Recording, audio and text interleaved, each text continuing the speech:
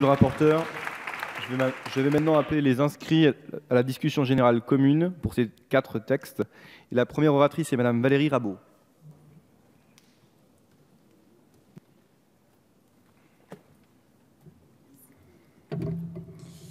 Monsieur le Président, Madame la Ministre, Madame la Présidente de la Commission des Affaires sociales, Mesdames les rapporteurs, Monsieur le rapporteur.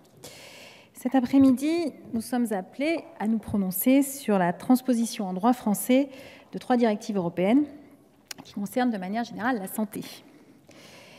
Et ces transpositions se sont souvent faites, mes chers collègues, dans le passé, de manière assez automatique, sans que le Parlement y regarde de trop près.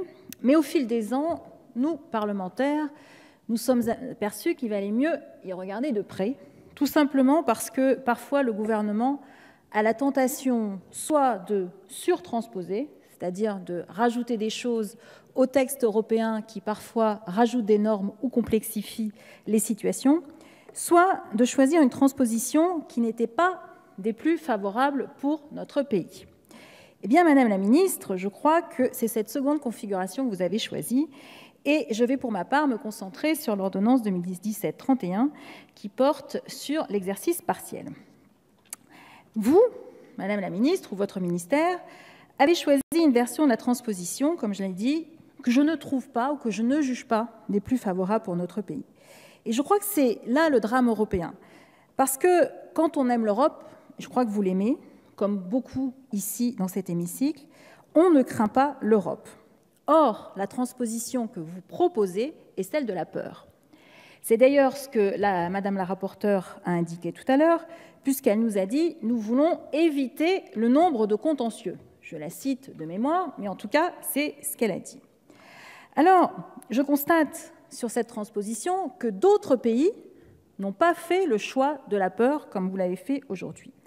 C'est ainsi le cas de l'Allemagne, qui n'a pas agi avec peur, puisqu'elle a transposé cette directive de manière à assurer le niveau de sécurité maximal pour ses concitoyens, niveau de sécurité qu'elle a jugé nécessaire et que nous sommes plusieurs dans cet hémicycle à juger nécessaire.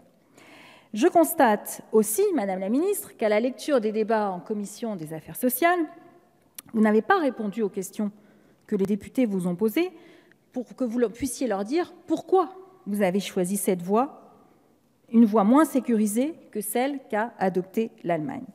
J'en veux pour preuve les excellentes interventions de mon collègue Olivier Véran, qui vous a posé plusieurs questions, et ces questions, dans le compte-rendu, sont sans réponse. Alors je vais vous les reposer aujourd'hui, Madame la Ministre.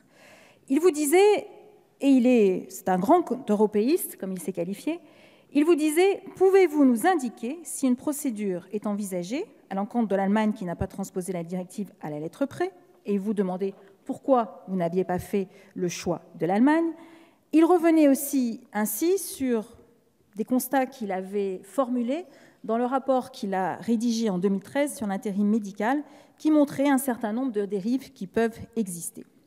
Ces dérives, on peut les craindre aujourd'hui avec la transposition du texte que vous nous proposez. Et pour se rendre compte des marges de manœuvre dont nous disposons, il suffit juste de lire la directive dans le détail. La directive aborde la question de l'exercice partiel, c'est-à-dire le droit qu'on donne à un professionnel de santé étranger de s'installer en France alors même qu'il n'a qu'une compétence partielle et que par conséquent, on lui donne un accès partiel. Mais chacun sait bien que personne ne peut vérifier le respect à la lettre d'un accès partiel ou d'un exercice partiel. Alors que nous dit la directive sur ce sujet? Tout d'abord qu'elle donne des droits aux États membres, et droits que, me semble-t-il, vous n'avez pas souhaité exercer, et je me demande bien pourquoi. La directive dit les choses suivantes. Un État devrait être en mesure de refuser l'accès partiel. Cela peut être le cas en particulier pour les professionnels de santé, si elles ont des implications en matière de santé publique ou de sécurité des patients. C'est écrit noir sur blanc dans cette directive qui est publiée au journal officiel de l'Union européenne. Protéger les patients. J'insiste sur ce point.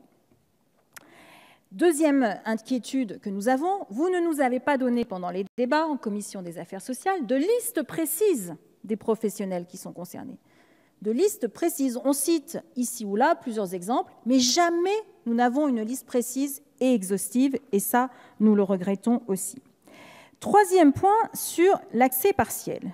La directive précise de manière extrêmement claire que l'accès partiel peut être refusé si le refus est justifié pour des raisons impérieuses d'intérêt général, s'il est propre à garantir la réalisation de l'objectif poursuivi et s'il ne va pas au-delà de ce qui est nécessaire pour atteindre cet objectif.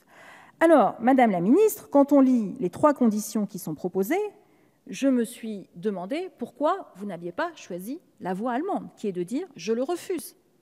Je le refuse, et je ne crois pas que l'Allemagne soit le moins européen des pays que nous comptons dans notre Union européenne.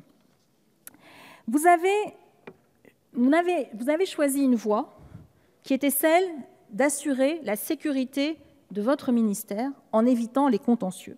Et vous n'avez pas choisi la voie qui était celle de sécuriser les professionnels français qui vont de fait être soumis à une concurrence potentiellement déloyale d'un certain nombre de professionnels européens pour lesquels vous ne nous avez pas dit concrètement, avec un processus décrit, avec un mode d'emploi extrêmement clair, comment votre ministère va bien pouvoir vérifier que cet exercice partiel des différentes professions n'est pas dépassé par rapport aux diplômes qui sont obtenus, au périmètre qui est vérifié. Toutes ces questions sont sans réponse. En fait, vous voudriez que nous vous donnions un chèque en blanc sur ce point. C'est toujours très difficile de demander aux parlementaires un chèque en blanc. Mais en matière de santé publique, en matière de protection des citoyens, de nos concitoyens, Madame la Ministre, c'est impossible. Nous ne pouvons pas vous donner un chèque en blanc quand il s'agit de la santé de nos concitoyens, de leur sécurité. C'est pour cette raison que sur ce texte-là, sur le texte 2017-31, le groupe Nouvelle Gauche votera contre. Je vous remercie. Merci Madame Rabault.